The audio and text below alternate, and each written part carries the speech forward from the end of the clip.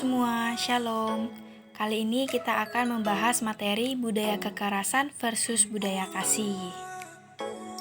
Nah, topik yang akan kita bahas yang pertama pengertian, bentuk tindakan anti kekerasan, kategori kekerasan, penyebab kekerasan, gereja dan anti kekerasan, memutus spiral kekerasan, dan upaya membangun perdamaian.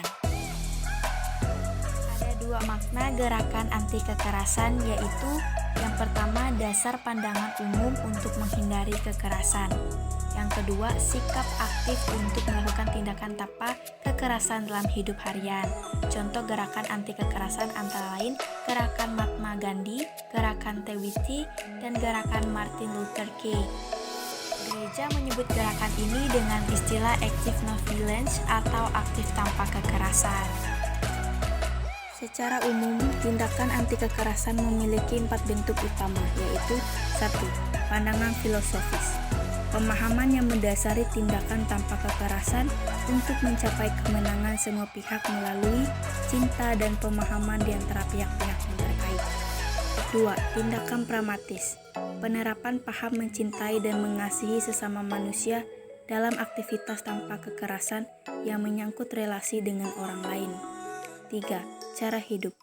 Kebiasaan terus-menerus secara berkelanjutan untuk melakukan tindakan mencintai dan mengasihi orang lain melalui tindakan tanpa kekerasan. 4. Tindakan penghormatan.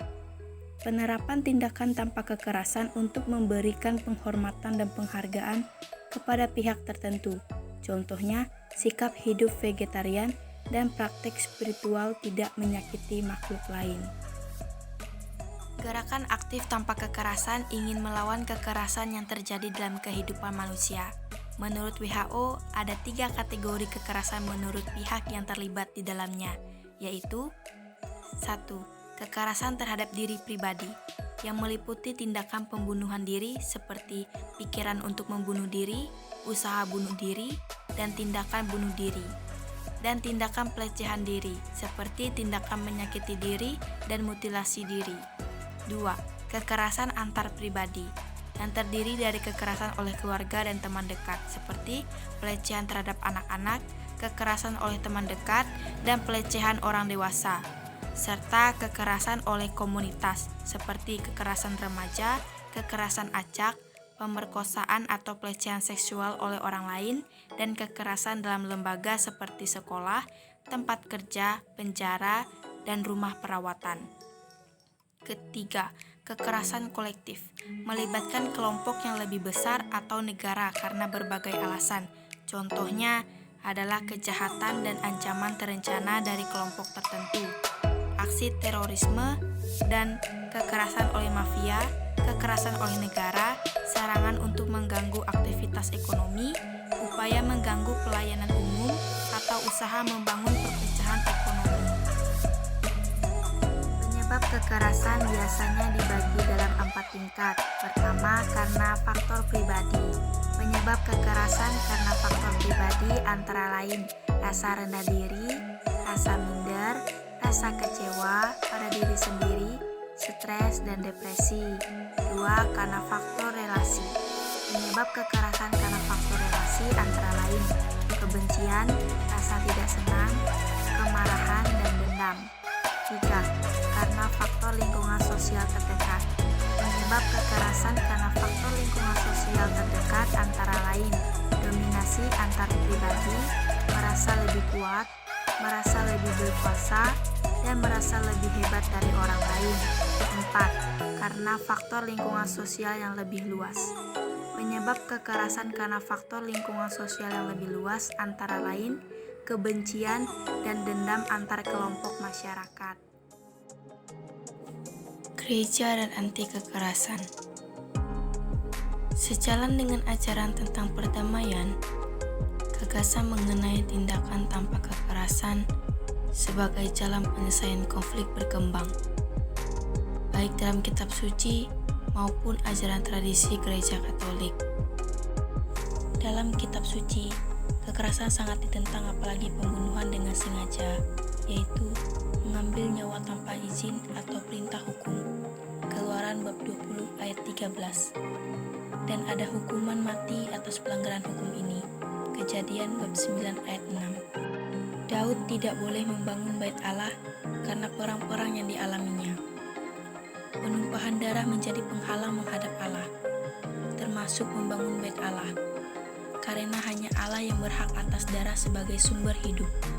1 Tawarik bab 22 ayat 8. Tuhan akan menegakkan pemerintahan yang adil di atas bumi, serta membuat semua bangsa melaksanakan kebenaran dan keadilan, sehingga tidak akan ada pertikaian antar bangsa dan hanya ada hidup bersama secara damai.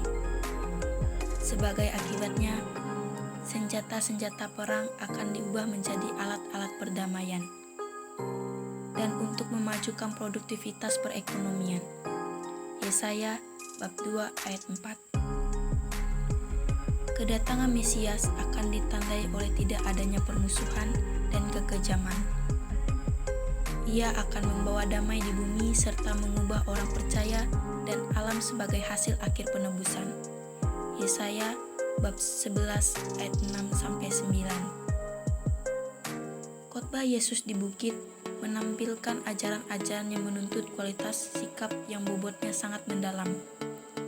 Beberapa ajaran menyatakan kasih kepada sesama, bahkan kepada musuh.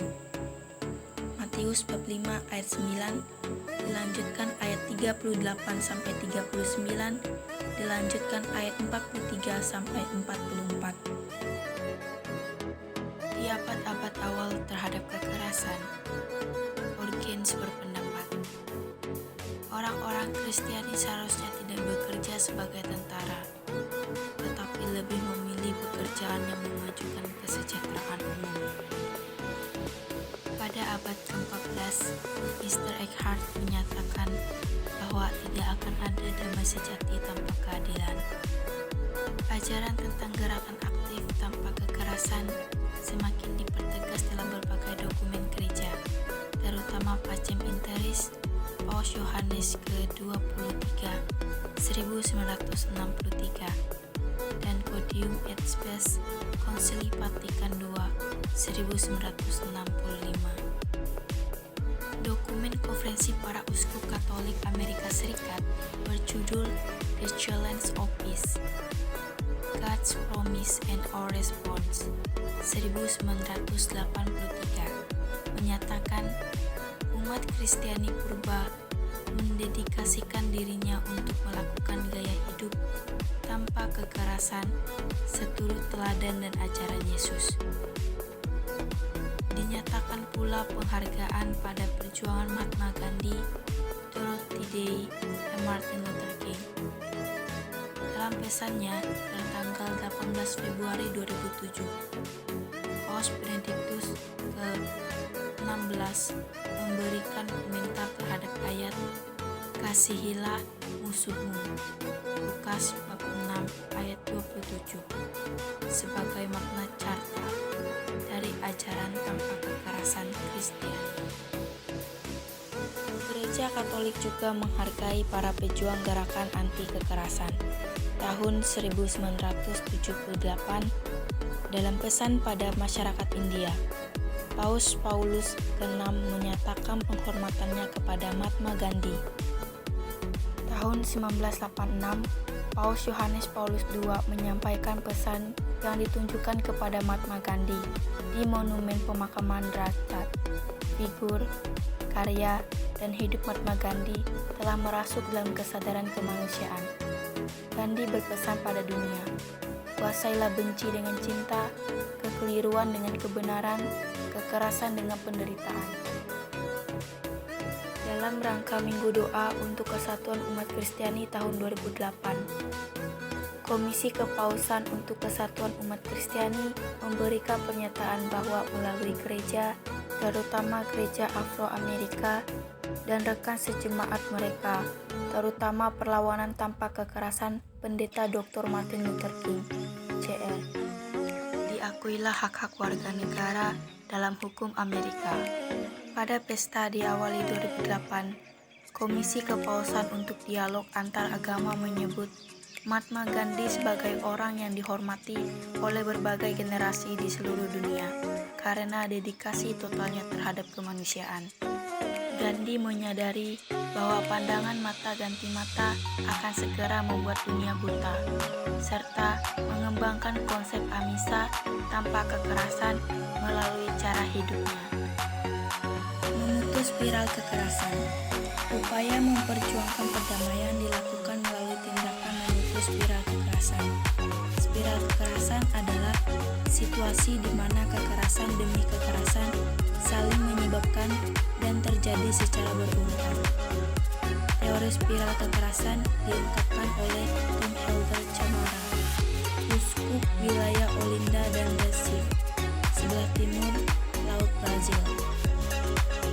Kekerasan dimulai dari ketidakadilan. Ketidakadilan menyebabkan pemberontakan. Pemberontakan yang ditanggapi dengan usaha represi akan menimbulkan kekerasan yang lain. Kekerasan yang ditanggapi dengan kekerasan berikutnya akan menimbulkan spiral kekerasan yang tiada henti. Untuk memutus spiral kekerasan, diperlukan aksi tanpa kekerasan yang berawal dari sikap pengampunan. Upaya membangun perdamaian. Pembangunan budaya kasih setelah terjadi kekerasan dilakukan melalui pengelolaan serta manajemen konflik dan kekerasan. Langkah ini disebut dengan upaya rekonsiliasi. Dalam upaya rekonsiliasi, ada 4 langkah yang perlu dilakukan. Pertama, tahap pemisahan kekerasan yang dialami oleh korban kekerasan. Dilakukan dengan cara mendengar kisah dari korban kekerasan tentang peristiwa yang dialaminya. Kedua, tahap pengakuan atas tindakan kekerasan oleh pelaku kekerasan. Dilakukan dengan cara menghadirkan pelaku kekerasan untuk mengakui perbuatannya. Ketiga, tahap pengampunan dari korban kekerasan. Dilakukan dengan cara mempertemukan korban untuk memberi pengampunan kepada pelaku kekerasan. Keempat, tahap hidup bersama antara korban dan pelaku kekerasan. Dilakukan dengan cara menempatkan korban dan pelaku kekerasan dalam masyarakat yang sama. Ini tahap paling sulit karena pihak ketiga harus mengantisipasi agar tidak terjadi balas dendam yang dilakukan korban kekerasan dengan pelaku kekerasan. Keempat langkah dalam upaya rekonsiliasi perlu didampingi oleh pihak-pihak yang netral agar tidak terjadi kesalahpahaman bahkan balas dendam antara korban kekerasan dan pelaku kekerasan. Sampai di sini pembahasan materi kita diharapkan dapat membantu kita semua untuk semakin memahami tentang budaya kasih dalam ajaran Gereja Katolik dan mempergunakan budaya kasih sebagai dasar segala tindakan dalam kehidupan.